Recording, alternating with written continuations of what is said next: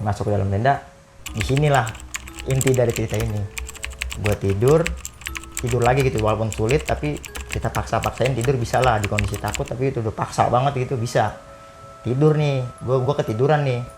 Nah ini cerita ini ya sebenarnya yang lebih berperan si Ale ini, karena dia nyeritain kejadiannya di pagi hari, di situ juga dia cerita. Jadi ketika gue masuk, gue tutup tenda, gue tidur, ini si Ale kebangun.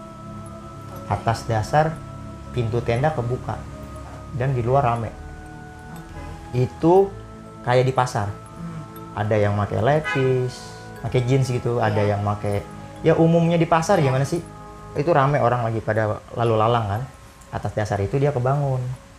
Nah pas dia bangun, itu ada cewek pakai gaun merah, atasan bawahan merah gitu, merah, masuk ke dalam tenda.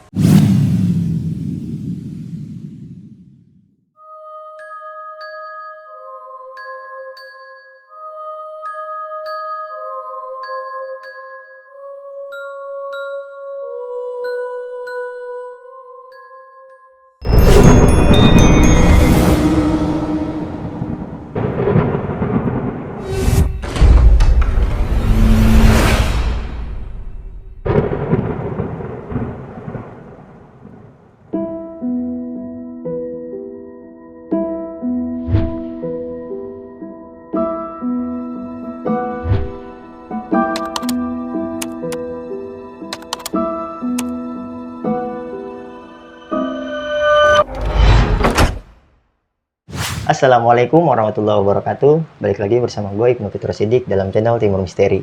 Di segmen Kongkumis kali ini, gue sudah kehadiran orang nih, bukan narasumber pada saat ini, tapi orang yang bakalan mengulas atau mendeskripsikan perjalanan pendakian gue waktu ke Gunung Gede Pangrango di tahun 2007 via Sukabumi Salabintana. Nah, buat teman-teman nih, jika menonton video ini pasti kalian belum paham kalau belum nonton ceritanya. Nah, buat teman-teman yang mau nonton cerita ini, yang kita bakalan ulas nanti sama Kak Alia, tonton juga YouTube-nya Kak Alia di Spiritual Journey ya kayak. Nah, di situ ada tuh gue cerita tentang perjalanan yang bakalan gue ulas ini. Nah, buat teman-teman semua bantu juga subscribe, like, and comment channelnya Kak Alia di Spiritual Journey. Karena di situ banyak juga tema-tema apa tuh, horor kayak. Horor. Podcast masuk. Podcast Terus explore juga ya, explore iya. Oke, luar biasa banget tuh. Pokoknya teman-teman habis nonton video ini, intip channelnya Kak Alia di Spiritual Journey. Oke Kak Alia, kita kayaknya tanpa basa-basi nih ya, langsung aja kita ulas ceritanya.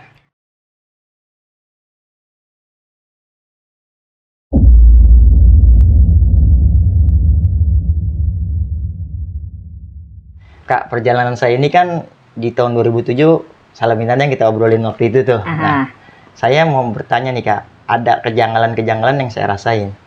Berawal dari keberangkatan ini nih, saya tuh mau berangkat itu dititipin kertas. Yang atas dasar kayaknya sudah ada kecurigaan kita bakalan ngapa-ngapa nih di pendakian itu gitu. Itu sebenarnya masuk nggak sih kecurigaan itu gitu? Oh, kalau yang gue ini menurut gue ya, lo yang disuruh nulis nama, alamat sama nomor telepon ya, itu memang in-case-an aja sih, belum nggak tanda juga sih, karena perjalanan lo dari awal, dari mulai lo nunggu segala macem itu, lo memang udah ditemenin. Gitu, emang lu udah ditemenin gitu, tapi itu memang prosedur aja sih yang surat itu. Kalau memang faktor gimana? Aja gitu ya, faktor nggak punya KTP, kita wanti-wanti, faktor wanti-wanti aja. Itu sih kayak logika lah. Sekarang pertanyaan yang menuju ke mistis-mistis dikit nih Kak, yang nemenin. Maksudnya nemenin itu siapa? Maksudnya yang nemenin itu siapa? Ya nggak kelihatan sih. Nggak kelihatan. Tapi memang itu punya aura yang positif. Aura yang positif. Yang memang mungkin dari keturunan atau dari silsilah atau juga dari guru sih. Dari guru. Ya. Nah maksudnya ini yang nemenin ini berawal atau datangnya dari personal kita bertiga kan, saya pendakian itu kan bertiga tuh ya. Dari antara mereka berdua atau di sayanya gitu? Kalian bertiga, yang 2 yang punya. Oh, yang 2 yang punya. Oke. Apalagi yang senior saya itu ya. Yang 2 yang punya. Memang mereka berdua nih historinya banyak nih Kak. Oke. Yang si senior saya ini yang saya bilang sekarang ini dia udah jadi praktisi, dan yang si Ale ini yang bisa dibilang yang banyak cerita di perjalanan itu, dia tuh kayak perantauan Lampung. Jadi orang Jakarta merantau ke Lampung. Jadi banyak lah sempat ngikut-ngikut kayak amalan-amalan apa. Punya gitu. guru lah ya. Punya guru intinya. Nah mungkin masuk akal ya. Yang ikut ini dari mereka berdua. Iya, punya guru. Iya. Karena di saat itu posisi lo masih polosan sih.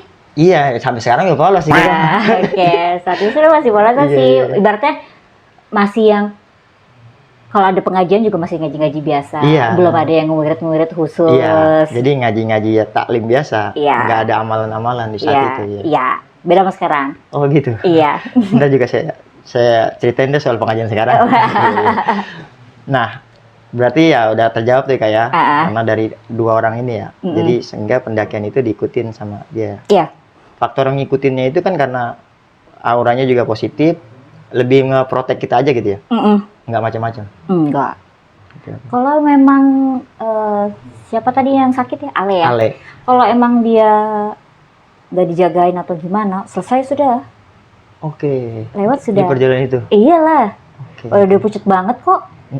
Iya udah parah kondisinya. Iya, bibirnya kering terus agak biru. Iya. Sampai saya ngejelasin cerita itu aja sampai ngikut ke bawah sugestinya tuh. Iya, udah pucet banget kok. Syukur-syukur nggak kaku. Nggak kedinginan. Iya betul. Iya. Iya, emang saya ngerasain itu semua sih. Oke Kak, udah terjawab lah ya di situ ya. Nah lanjut kita, yang ini kita ngebahas tentang kejanggalan-kejanggalan yang saya rasa aja ya dari versi saya, dan penjelasannya dari Kak Alia ya. Maksudnya nggak mendeskripsikan ini benar gitu, tapi ini menurut versi Kak Alia. Iya. Buat teman-teman Timur Misteri, kalau emang yang memang bisa juga ikut masuk ke dalam cerita, sok. Boleh. Iya, nanti ada di ceritanya di Spiritual Journey. Iya, di make sure kayak setelah gue cerita di make sure yang mana yang benar, yang mana yang salah. Iya nggak? Oke, langsung aja tinggalin di kolom komentar. Yes. Lihat juga ceritanya di Spiritual Journey ya Kak ya. Buat teman-teman yang mau nge-trust ceritanya. Iya. Gitu. Oke. Kita lanjut ke kebingungan saya nih. Pada saat berarti itu perjalanan itu saya udah diikutin secara global ya, ditemenin ya. Oke. Ya ditemenin.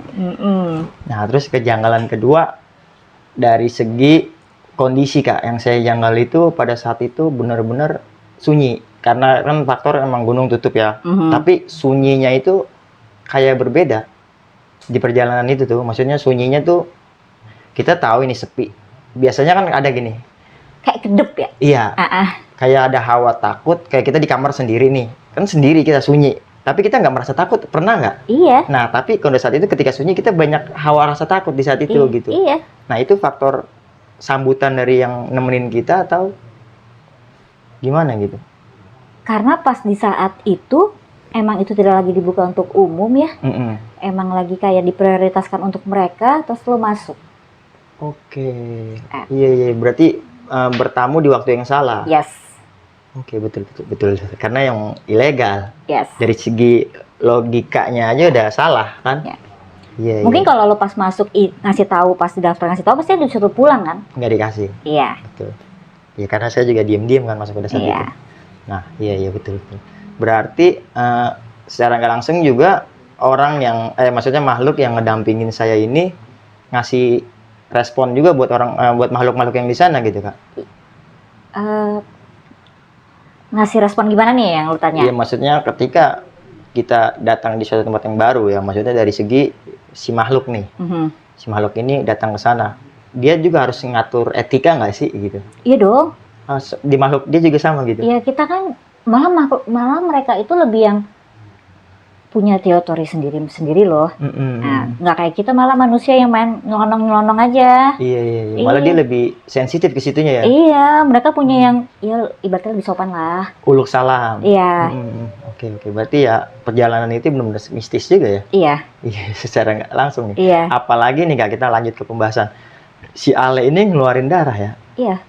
Apa ada segi-segi positif atau negatif tuh setelah kejadian itu? Kalau yang dia ngeluarin darah sih mungkin karena memang bau darahnya aja ya. Tapi karena memang si Alenya juga nih gue bilang si Alenya juga memang ini. Jadi dia masih ke cover. Kalau udah lewat itu anak. Oh iya, masih ke cover ya. Iya udah lewat itu anak seharusnya. Iya karena juga darah itu kan juga bisa Wangi. gitu. Iya, yang tapi saya beda tahu. lah, beda. Oh beda. Beda. Enggak kalau ketika polosan gitu Kak. Ketika si Ale ini polos gitu, enggak punya sisi itunya gitu. Mungkin kan yang menjadi daya tarik ya kayak dari darah ini buat makhluk-makhluk sekitar gitu. Beda. Oh beda. Beda. Nah, nggak kuatnya si Ale ini di perjalanan itu? Enggak, pertama sih karena kondisi fisik ya. Iya, itu udah umum lah. Karena kondisi kita nih manusia, kalau badan kita lagi ngedrop, fisik kita lagi ngedrop, hal yang begitu tuh cepat masuknya. Sugestinya. Maksudnya dari hal-hal mistiknya. Iya, itu cepat masuk, cepat. Ibaratnya badan kita kayak ngasih magnet ke mereka. Bu, jadi saya juga pernah dengar nih Kak. Maksudnya sugesti itu datang, makhluk gaib itu datang Karena ketika kita sugesti gitu. Itu Bisa benar jadi, nggak? bisa jadi. Kan karena nih saya kan disugestiin kan karena lu jangan ngucapin bilang nggak kuat ketika mendaki gunung. Ketika nggak kuat lu itu yang udah terlontar dari mulut lu, itu seketika sugesti lu itu masuk dan menimbulkan lu nggak kuat gitu. Iya. Jadi seperti itu ya. Ya, kalau gua sih ngambil positifnya ya. Apa yang kita ucap itu doa. Iya. Nah, Oke, betul. iya deh, apalagi kayak gunung atau tempat-tempat yang memang sakral kayak tempat-tempat ibadah atau apa yang disakralkan. Ibaratnya lebih cepat dijabahnya lah. Iya. Jadi faktor itu juga bisa dibilang masuk kayak. Maksudnya yang senior gua itu bilang jangan ngelontarin ketika lu nggak kuat, kita sugesti lu itu masuk, berarti bener ya? Iya, secara logika kita manusia itu lebih gampang. Benar, lebih gampang. Iya. Ya. Jadi buat pelajaran juga kan buat teman-teman nih. Ketika kita di gunung ya, kalau bisa ya kita jangan menghadirkan sugesti-sugesti buruk. Yes. Oke. Banyak pelajaran juga di sini nih teman-teman. Oke, kita lanjut ke kondisi Ale yang udah ngedrop nih Kak. Saya itu sempat mendengar suara orang yang gitu. Nah, gue malah mau nanya sama lu nih, Nu. Oke. Yang pas lu ngenanjak lu nggak berasa apa-apa? Nggak ngerasa apa-apa. Cuman ya rasa yang dirasa pada saat itu ya capek. Udah cukup. Ya karena naik gunung capek gitu. Itu aja sih. Maksudnya gue ngelihat ada yang ngerangkak, ada yang jalannya yang ngerangkak banget gitu loh. Nggak ngerangkak sih, lebih ke tempo perjalanan yang benar-benar lambat. Kitanya ya, maksudnya kitanya bertiga nih. Ya terlebih kan si Ale emang udah ngedrop. Tapi nggak ngerangkak, tapi ya tempo perjalanan kita benar-benar satu langkah tuh istirahat. Kayak orang udah payah tapi naik gunung gitu. Ya, seperti itu sih, nggak ngerangkak gitu. Berarti sosok lain. Ada juga. Iya. Tapi itu lu nggak berasa emangnya gitu. Pasti kan seharusnya lu agak-agak entah yang gimana gitu. Lu nggak ngerasa sama sekali. Nggak ngerasa sama sekali. Mungkin karena paniknya kondisi si temen ini sih Kak. Oke. Itu kali yang tuh. Oh iya. Iya. Karena ya kan di kondisi itu kan gue juga nggak bisa ngambil keputusan yang salah lagi nih pada saat itu kan. Karena ketika kita panik, kita nggak bisa berpikir jernih. Jadi ya takut ngambil keputusan yang salah. Jadi udah lebih pasrah, jatuhnya pasrah. Nah makanya ketika dapat suara dari makhluk ini nih bukan takut, tapi malah girang. Ada orang nih, gitu kan? Ada orang mau nyamperin kita. Suaranya nggak begitu jauh. Iya. Terus sejajar sama kuping. Gue deket banget. Iya, sejajar sama kuping. Nah pada saat itu dia udah deket itu Kak. Udah deket dan dia posisinya nggak, posisi lagi duduk ya? Iya. Ya, begini apa begini?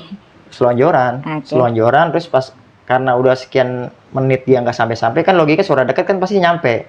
Baru saya pindah posisi buat ngelihat ke jalur. Iya. Itu nggak ada. Iya. Berarti dia tuh udah deket. Udah posisinya nggak jauh sama lu begitu. Segitu, seeluan gitu lah. Nggak lebih tinggi atau dia lagi berdiri, enggak. Sejajar, makanya gue bilang sejajar sama kuping suaranya. Oke. Nah, itu udah terjawab, berarti bukan benar-benar emang pas takutnya saya datang, berarti memang benar bukan makhluk Laki umum. perempuan suaranya, No? Nggak bisa mendeskripsikan sih, ya suara cowok cewek sama suaranya, nada suaranya kan sama. Saya cowok nih, suaranya begitu tuh, coba kakak begitu. Sama kan? Ya saya nggak bisa mendeskripsikan itu wanita apa laki-laki. Oke. Kayaknya sih laki-laki sih tapi No. Laki-laki? Iya. Yang si merangkak ini? Iya. Itu di pendaki apa gimana ya? nggak ngerti juga sih. Oke, lu nggak pernah dengar ceritanya atau apa di situ? Nggak pernah. Saya cuma tanya ke poinnya itu, yang itu aja nih, yang poin yang pengalaman saya itu. Iya, masanya itu kayaknya dia apa yang itu pendaki sih kayaknya ya. Oh, pendaki. Dia emang udah lemes banget, udah yang gimana banget ya, Nuk ya. Oh, Gitu. dia juga kondisinya udah capek juga. Oke.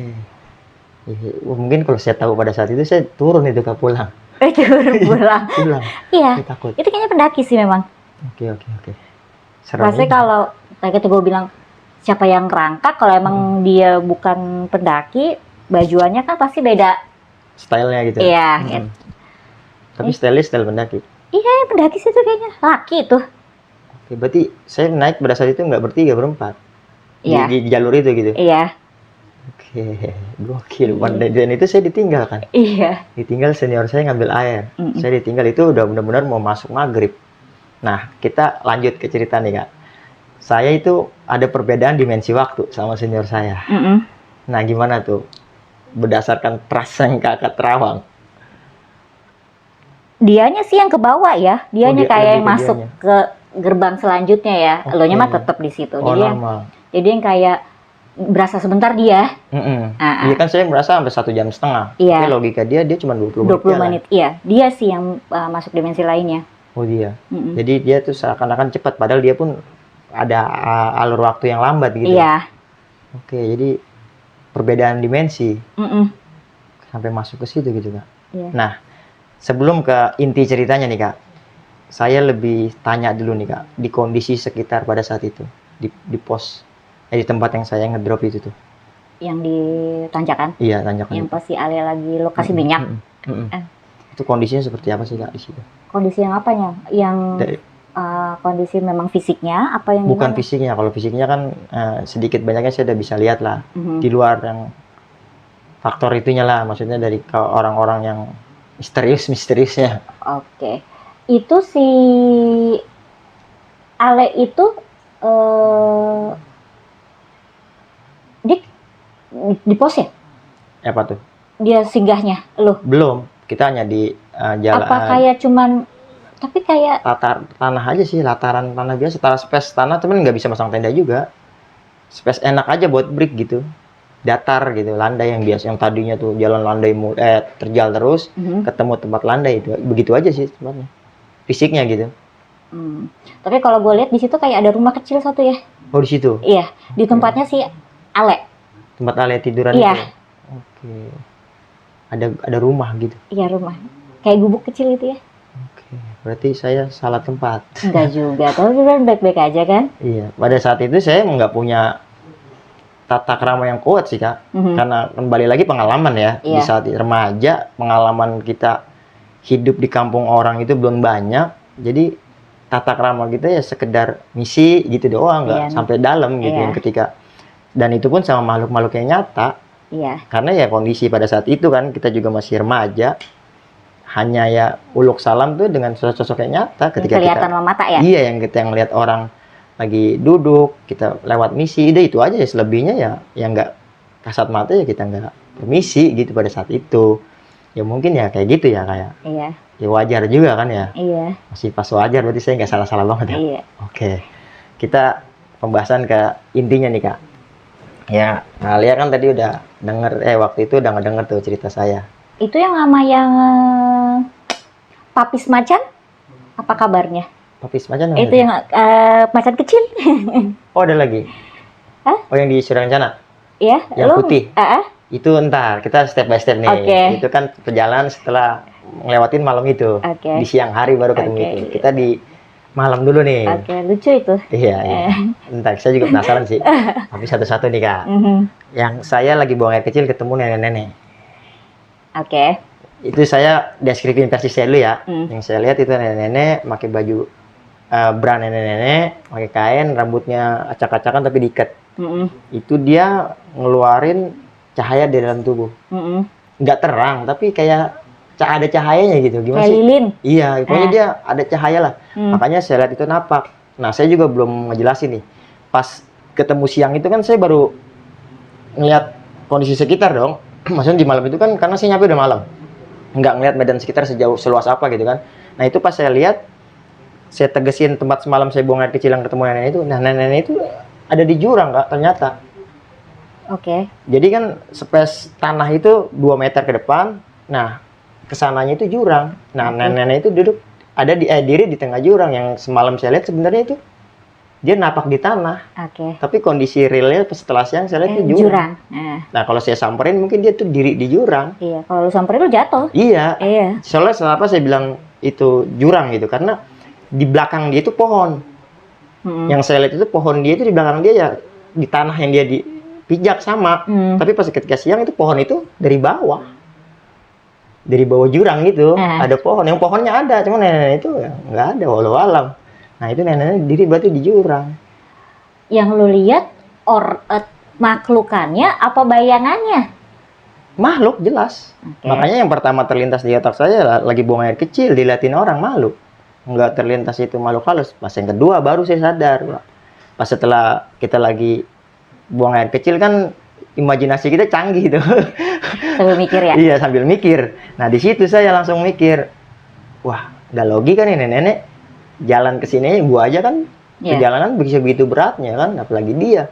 Baru saya iseng, berarti emang bukan makhluk. Bukan manusia? Bukan manusia. Iya, udah jelas itu bukan manusia. Siapa nenek itu, Kak? Penghuni itu? Ciletik itu? Iya, Ciletik kan namanya? Iya, Ciletik. Iya. Wah, nenek. Saya juga dapat sejauh ini ya, saya punya pengalaman, kan saya konten kreator ya, punya narasumber yang bercerita horor gitu ya. Nah, berdasarkan penemuan saya tentang Ciletik itu, karena mitosnya itu Ciletik itu nenek-nenek yang lagi nyisir, Kak. Itu dia. Kayaknya warnanya ada coklat sama putih-putih gitu ya? Iya, rambutnya tuh udah kayak gitu, rambutnya. Terus, ya pokoknya nenek-nenek udah tua banget lah. Rambutnya udah hampir putih semua. Iya, coklat-coklat ke putih-putihan yang saya lihat. Iya. Nah, cuman kalau dari versi-versi narasumber saya yang pernah cerita nih, di situ juga gitu. Itu nenek-nenek lagi nyisir. Cuman kalau penemuan saya itu enggak, dia cuman berdiri doang ngeliatin saya lagi buang air kecil. Ya, bagus nggak dipanggil loh kan ya? Iya, bagus juga nggak dipanggil.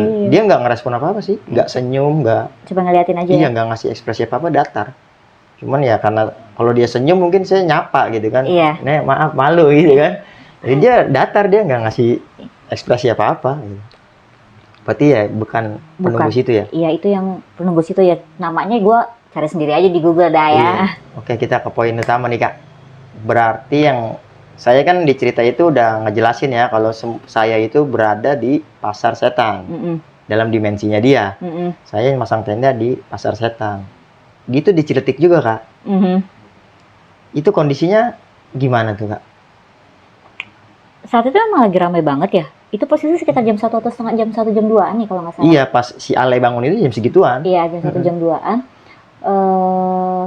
Emang benar itu perempuannya pakai merah-merah? Iya. Iya, emang. Bener. Iya, pakai merah-merah. Rambutnya panjang. Emang narik gini, ayo gitu. Iya, mau ngajak dia keluar itu. Kata si Ale yang menurut, jadi gini, si makhluk ini nggak ngasih ucapan, nggak ngasih pembicaraan gitu, tapi si Ale ini kayak paham.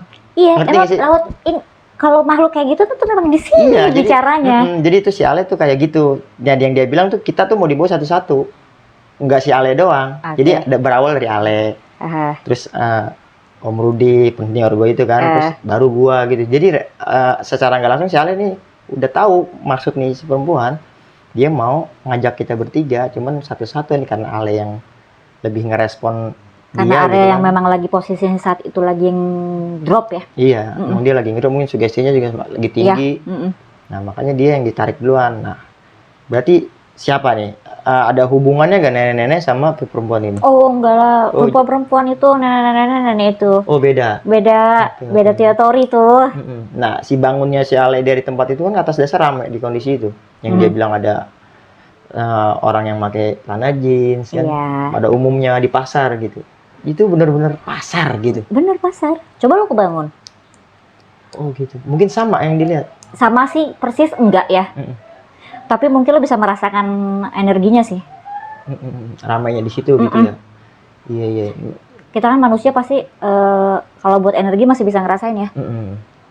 Nggak enak, ada tekanan atau segala macam gitu ya. Iya, saya juga pernah ngerasain kayak gitu. Pasarnya dulu nih, Kak. Emang dari makhluk-makhluk gaib itu ada pasar-pasar, Kak? Banyak kan? Maksudnya dia butuh kebutuhan pokok gitu. Banyak Yang saya tahu gitu. Saya kan nggak ngerti kan? gitu-gituan. Oh Banyak ada. kan? Iya, kalau diomongin secara logika emang nggak nyandek ya. Iya. Gue juga awalnya juga nggak Emang percaya dia ya. butuh belanja ke pasar, dia butuh tukar menukar, barter gitu. Lah, Ada mereka juga. kan juga bisa punya anak. Iya punya keturunan ya. Nah terus dia beli gitu dia ke pasar. Iya, mah kayak nggak usah ngomongin gitu ya. Dari mereka bisa punya anak aja gitu, mereka bisa punya anak. Berarti kan kehidupan mereka kan nggak jauh beda sama kita dong. Oke, iya dia juga apa tuh? Iya maksudnya mempunyai keturunan gitu kan, ngerantai gitu ada keturunan-keturunannya. Oke, berarti sama ya berarti. Iya, cuma beda versi aja. Saya pernah berpikir gini Kak, kayak bilang orang pernah kan gitu ada cerita-cerita di YouTube apa-apa gitu kan, pernah ada cerita pasar goib.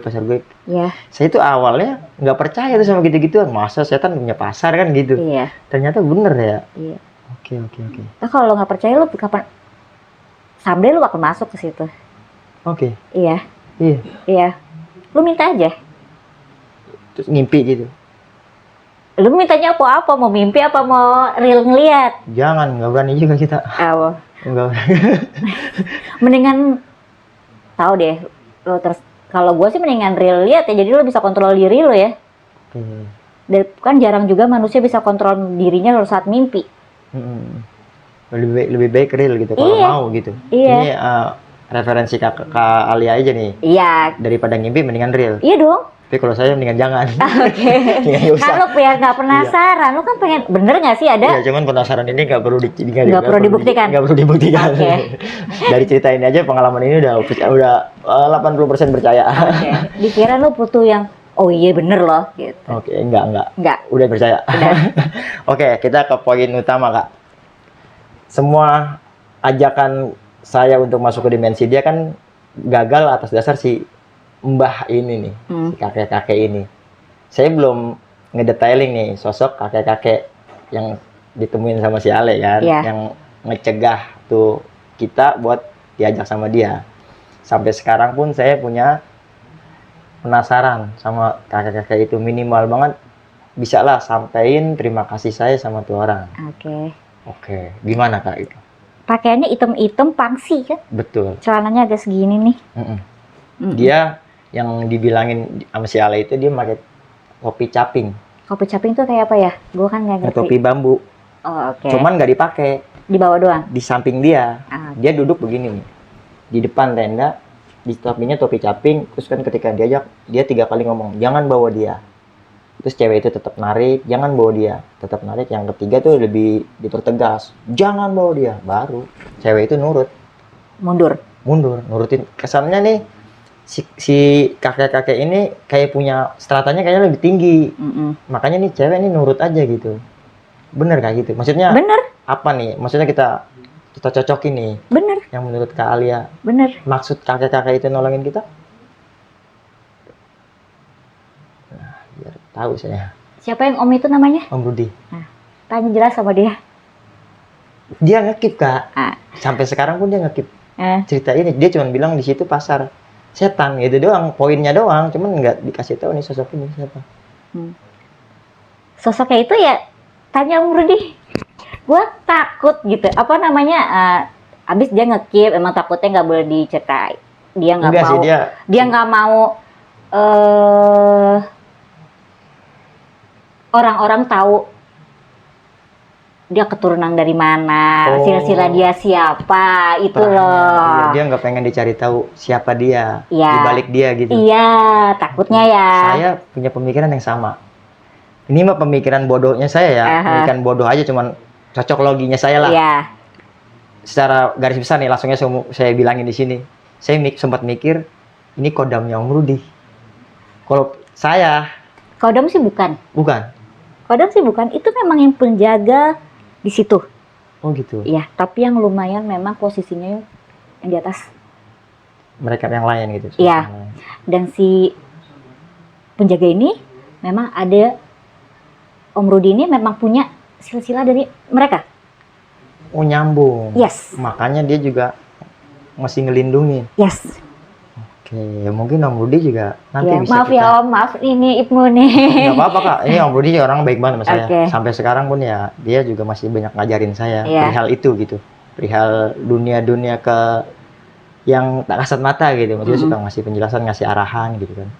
Memang Om Rudi itu emang ada keturunan dari situ nggak sih? Dari Ya mungkin. Dia jadi ini kita sedikit ngebahas historinya ya. Iya. Intinya ini yang saya kenal beliau ini waktu saya muda sering nongkrong tempat beliau, orang tua perempuannya ini emang suka ngobatin juga. Oke. Anaknya banyak, cuman kayaknya nih Om Rudi ini nih yang nurunin ke orang tuanya. Oke. Iya. Bukan orang tuanya, neneknya. Mhm. Bukan ibunya gitu, neneknya. Jadi neneknya suka ngobatin orang. Kayaknya dari cucu-cucunya nurunin dia doang nih. Ya tapi emang dia darahnya Sunda. Nggak ngerti sih kalau ras detailnya, nggak ngerti. Oke. Saya nggak banyak nanya gitu. Pokoknya silang lah. Iya. Nggak tahu Jawa, nggak tahu Sunda, cuman dari salah satu orang tuanya Betawi. Oke. Cuman yang satunya saya nggak tahu Oke. rasnya apa gitu. Ya masalahnya yang di gunung itu memang dia tahu di saat itu kalian posisinya salah pasang tenda di tengah-tengah keramaian. Iya. Ya, dan salah satu dari kalian bertiga itu juga lagi posisinya lagi nggak enak, lagi nggak bagus, dan memang perlu dijagain. Oke, jadi faktor semuanya ya. Iya. Faktor Ngejagainnya kondisi. pas bener depan tenda lagi. Iya emang tuh si kakek-kakek itu persis di depan tenda, dia duduk. Jadi duduk begini nih. Di depan tenda, duduk. Nah, terus pas kalian cewek itu ngajak, dia langsung marah-marah sendiri gitu. Dia cuman kalau mau ngeliat ada siapa di dalam, sok dilihat, nggak apa-apa. Nggak boleh dipegang. Nggak boleh diajak. Iya. Nah, itu cewek sampai nyium keningnya si Al itu, Kak. Iya. Demen juga dia. Demen. Demen sama Demen. Ale. Oke, kalau demenin sama wanita beneran sih nggak apa-apa. Udah. Wanita yang begitu itu takut. Cantik tapi kan kata Ale. Iya, Iya. dia bilang Iya. itu cewek cakep banget dia bilang. Iya. Sampai dia natap mukanya aja nggak berani, makanya dia ngikut aja Kak. Iya. Ya kita logika lah, orang normal ketemu cewek cakep siapa yang nggak mau sih diajak, Iya. kan begitu. Iya. Ya saya pun kalau saya yang diajak saya nggak pakai dituntun, udah gue jalan sendiri gitu. Gue ngikutin di belakang ya. Iya, gue ngikut gitu kan, tapi ya begitulah, kita nggak tahu gitu kan. Nah dia sempat dicium, makanya Ale bilang tuh cakep banget. Emang cakep, Oke. cakep banget. Iya. Memang versinya Ale dah. Iya. Iya. Berarti masuk nih Kak. Maksudnya kejawab gitu kan. Ah. Nah saya juga kan punya agenda ke Gede kan, maksudnya ke Gunung Gede setiap tahun nih mau berterima kasih. Gimana sih Kak cara saya berterima kasih sama tuh? Oke. Pas di posisinya, memang dia di situ kok. Lo ngambil tempat yang kiranya lo nyaman, gitu. Ya di situ deh lo kasih doa. Oh kirimin doa di situ. Ya, saya juga suka tawasul ini. Saya kan kalau setiap naik gunung kan berdoa dulu. Saya suka tawasul, cuman saya nyebutnya ke Sohibul Wilayah Ciletik. Ya, it's okay. Nggak apa-apa gitu, karena saya kan nggak tahu namanya. Iya. Jadi saya kirimin doanya buat Sohibul Wilayah Ciletik. Sampai sekarang saya suka kayak gitu. Ke sana tuh. Begitu udah sebagai cara terima kasihnya kayak. Oke, mau dapat nama ntar ya, tapi ya di luar ini. Oke. Ya, karena kan kalau gue kasih namanya nanti sensitif. ke track yang itu. Iya.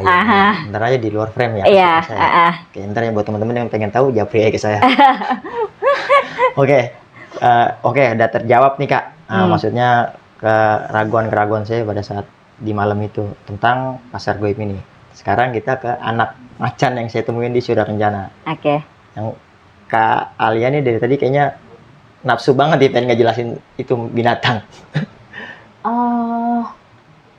Kecil banget enggak, gede banget juga enggak ya posisinya ya. Iya.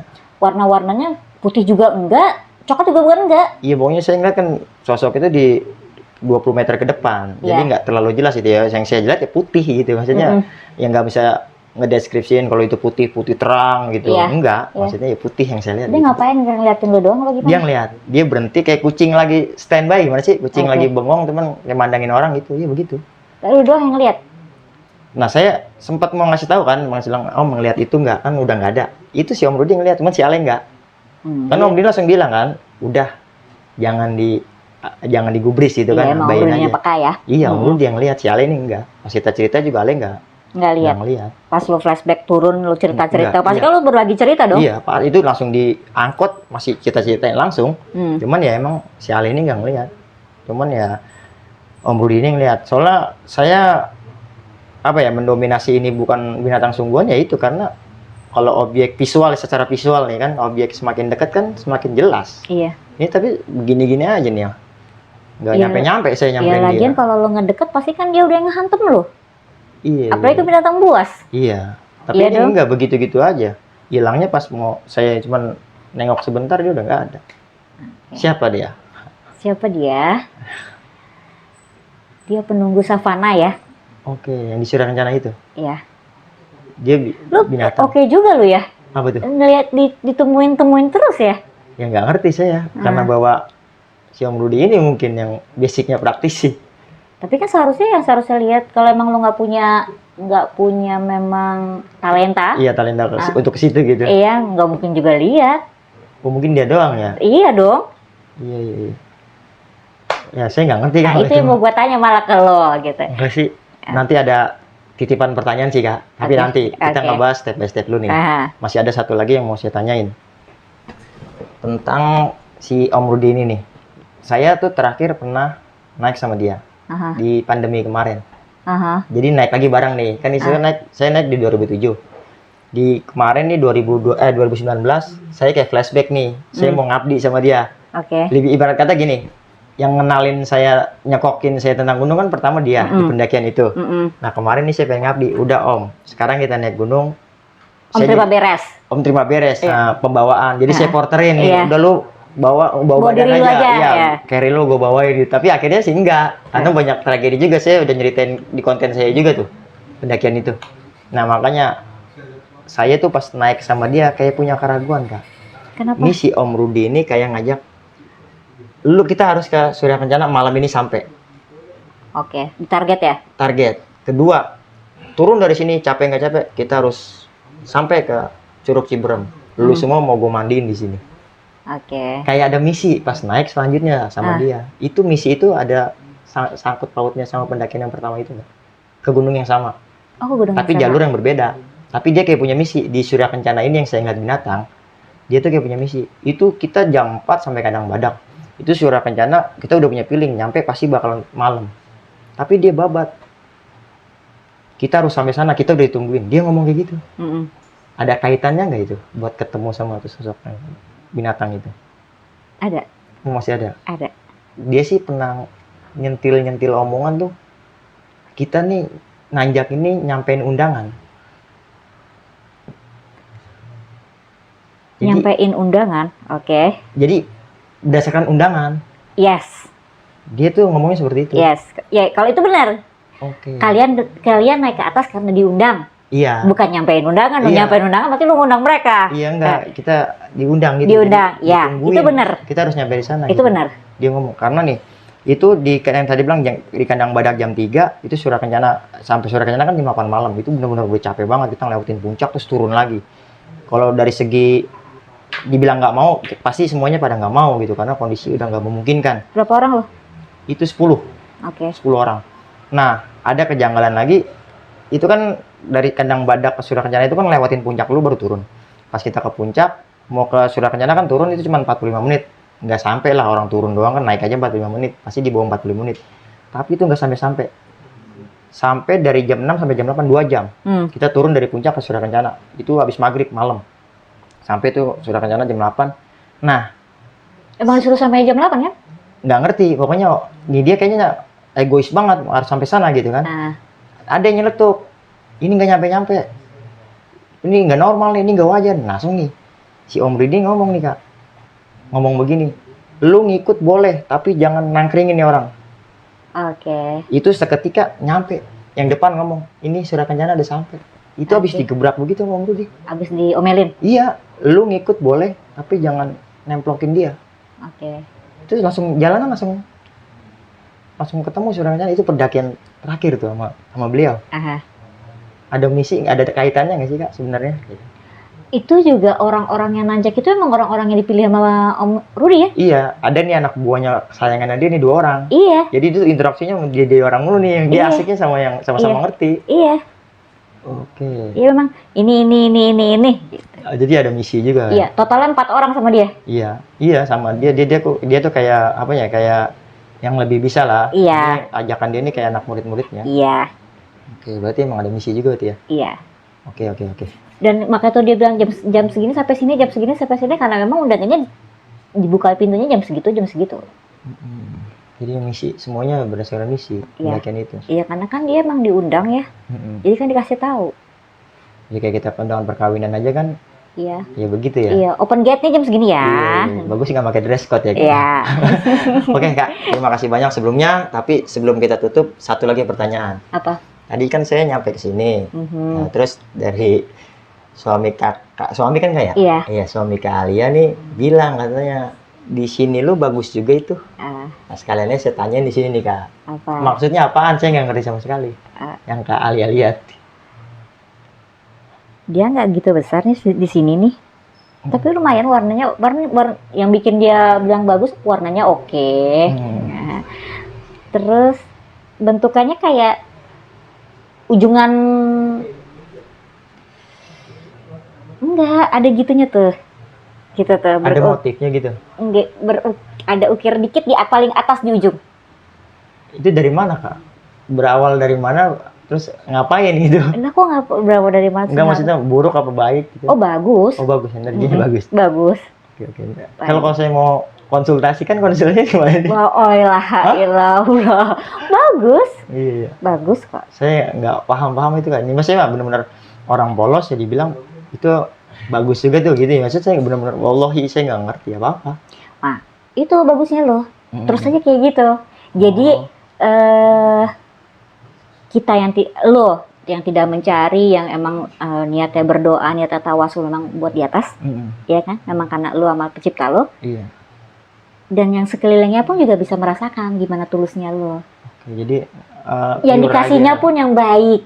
Oke, alhamdulillah, berarti saya bersyukur juga kayak. Iya, makanya tuh gue bilang bagus dengan lo yang kayak gini, yang memang ya dibilang enggak gitu. Iya, tapi ya logika lo cuman yang ya gue berdoa hanya untuk gue sama Tuhan gue. Iya, berdasarkan ya ilmu-ilmu ajaran-ajaran agama yang diajarin sama guru saya aja gitu.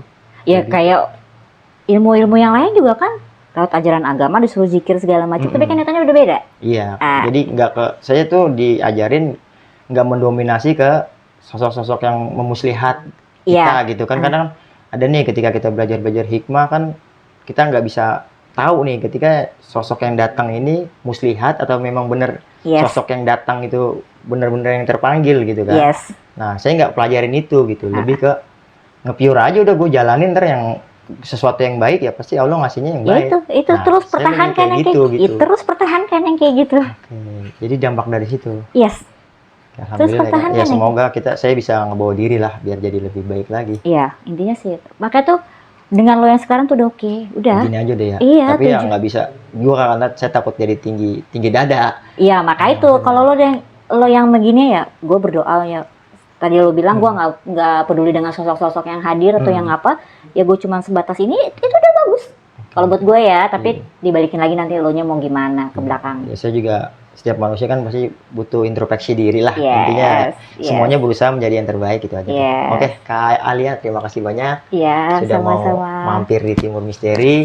Semoga pertemuan kita ini menjadi ladang rezeki kita, Kak. Amin. Karena dengan bersilaturahmi rezeki kita jadi lancar insya Allah. Amin. Oke, Kak Alia, terima kasih banyak. Dan buat teman-teman semua, setelah nonton video ini teman-teman saksikan juga cerita gua di Spiritual Journey yang ngebahas tentang cerita ini.